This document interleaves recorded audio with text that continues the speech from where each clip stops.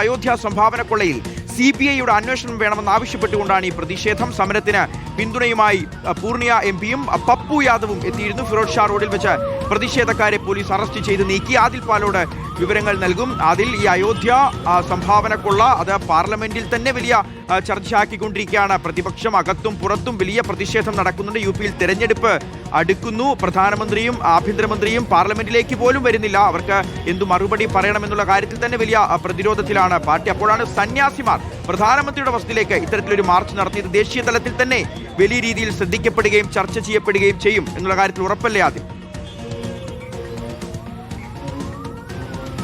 ഉറപ്പായും ശ്രദ്ധിക്കപ്പെടുന്ന ഒരു സമരമാണ് ഇന്ന് നടന്നത്. പ്രത്യേകിച്ച് രാമക്ഷേത്രത്തിലെ സംഭാവന കൊള്ളയുമായി ബന്ധപ്പെട്ട് ഉന്നതതല അന്വേഷണം വേണം, പ്രശ്നങ്ങളെല്ലാം പരിഹരിക്കണം എന്നാവശ്യപ്പെട്ടുകൊണ്ടാണ് പ്രധാന ചില സന്യാസിമാരുടെ നേതൃത്വത്തിൽ 500 സന്യാസികൾ സമരവുമായി രംഗത്തെത്തിയത്.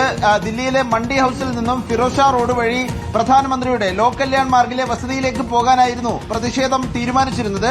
പക്ഷേ സമരം തുടങ്ങിയ സമയത്ത് തന്നെ പോലീസ് ബാരിക്കേഡ് ഉപയോഗിച്ച് ഇവരെ തടഞ്ഞു.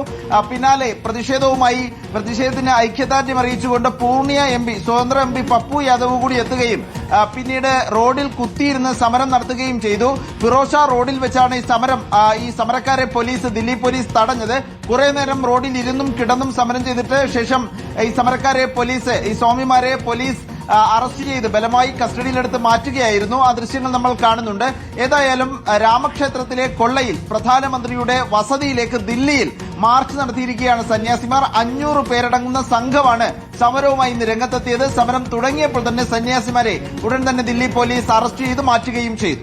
ശരി, ആദിൽ പാലോടാണ് വിവരങ്ങൾ നൽകിയത്. പ്രധാനമന്ത്രി നരേന്ദ്രമോദിയുടെ വസതിയിലേക്കാണ് അയോധ്യ സംഭാവന കൊള്ള ആരോപിച്ചുകൊണ്ട് അതിൽ CBI അന്വേഷണം ആവശ്യപ്പെട്ടുകൊണ്ട് 500-ലധികം വരുന്ന സന്യാസിമാരുടെ സമരം നടന്നത്.